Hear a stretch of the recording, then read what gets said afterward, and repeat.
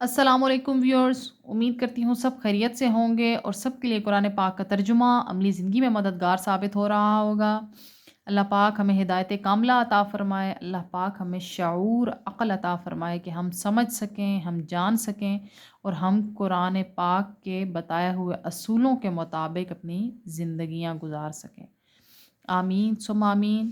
تو ویورز، ہم نے 5ویں پارہ کا 10واں رکوع شروع کیا تھا، جس کی ہم نے 2 آیات مکمل کر لی ہیں۔ آج اس کی تیسری آیت پڑھتے ہیں اور دیکھتے ہیں کہ اللہ پاک کیا ارشاد فرماتا ہے۔ اعوذ باللہ من الشیطان الرجیم، بسم اللہ الرحمن الرحیم۔ یا ایہا الذین آمنو، اے ایمان والو، اذا جب ضربتم، تم سفر پر نکلو، فی سبیل اللہ، اللہ کی راہ میں، فتبینوا، تو خوب تحقیق کر لو، ولا اور نہ تقولو کہو، لمن، اس سے جو القا بھیجتا ہے، الیکم السلام، تم پر سلام، لستا تم نہیں ہو، مؤمنن مومن، تبتغونا تم تلاش کرتے ہو، عرضا سامان، الحیات الدنیا دنیوی زندگی کا، فعند اللہ پس اللہ کے پاس ہے، مغانم غنیمتیں، کثیرتن بہت زیادہ، کذالک ایسے ہی، تم بھی تھے،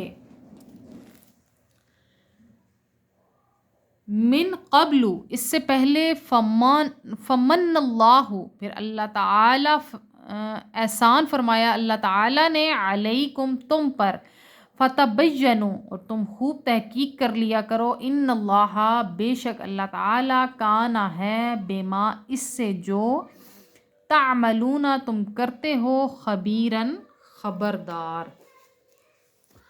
اب اس آیت میں کیا بیان ہوا ہے کہ واقعہ کچھ یوں ہے کہ حضرت اسامہ رضی اللہ تعالی عنہ کی قیادت میں حضور علیہ الصلوۃ والسلام نے ایک لشکر روانہ کیا کفار کی طرف۔ جب کفار کو مسلمانوں کے لشکر کی آمد کا علم ہوا تو وہ سب کے سب بھاگ کھڑے ہوئے، لیکن مرداس نامی ایک شخص جو مسلمان ہو چکا تھا، وہ اپنے مال مویشی کے ساتھ ٹھہرا رہا۔ جب مسلمان وہاں پہنچے اور نعرہ تکبیر بلند کیا تو اس نے بھی جواب میں اللہ اکبر کہا اور کلمہ شہادت پڑھتا ہوا نیچے اتر آیا۔ انہوں نے السلام علیکم کہا، لیکن حضرت اسامہ رضی اللہ تعالی عنہ نے اس کی پرواہ نہ کی اور اسے قتل کر دیا اور اس کا ریوڑ ہانک کر مدینہ طیبہ کی طرف لے آئے اور بارگاہ رسالت میں سارا ماجرا بیان کیا۔ حضور علیہ الصلوۃ والسلام بہت ہی رنجیدہ خاطر ہوئے۔ اس وقت پھر یہ آیت نازل ہوئی۔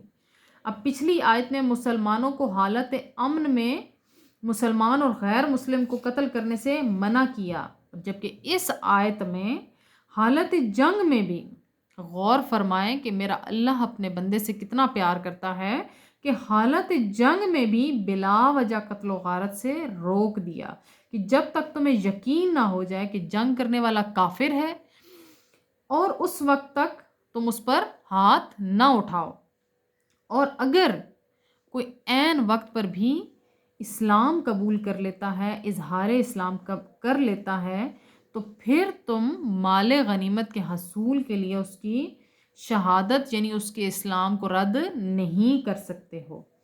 اس فنا پذیر دولت کی خاطر تم ایک مومن کی شہادت ایمان رد کر رہے ہو، یہ تمہیں زیب نہیں دیتا ہے۔ تو تمہیں معلوم ہونا چاہیے کہ رزق کی کنجیاں تو اللہ کے ہاتھ میں ہیں۔ اگر تم اس کے حکم کی تعمیل کرو گے تو وہ دوسرے ذریعے سے تم پر رزق کے دروازے کھول دے گا۔ یعنی ابتدا میں تمہاری بھی زبانی شہادت اسلام پر اعتبار کر لیا گیا تھا، اب تم دوسروں کی زبانی شہادت کو کیوں تسلیم نہیں کرتے ہو؟ یہاں پر فتبینوا، یہ جو لفظ ہم نے پڑھا ہے فتبینوا کے کا لفظ آیت میں 2 بار آیا ہے، جو قتل میں انتہائی احتیاط برتنے کی تاکید کر رہا ہے۔ قربان جائیں اپنے اللہ کی محبت پر کہ اللہ پاک اپنے بندوں سے کتنی محبت کرتا ہے کہ اے میرے بندے، جب میرا ایک بندہ اسلام قبول کرنے کا اظہار کر لے تو تمہارا کام نہیں ہے اس کے دل کے حالات جانو، تمہارا کام ہے اعتبار کرنا، کیونکہ تم بھی تو ایسے ہی تھے نا۔ اللہ پاک کیا بیان کر رہا ہے کہ تم بھی ایسے ہی تھے، تو تم پر یقین کیا گیا، تو تمہارا بھی کام ہے تم یقین کرو۔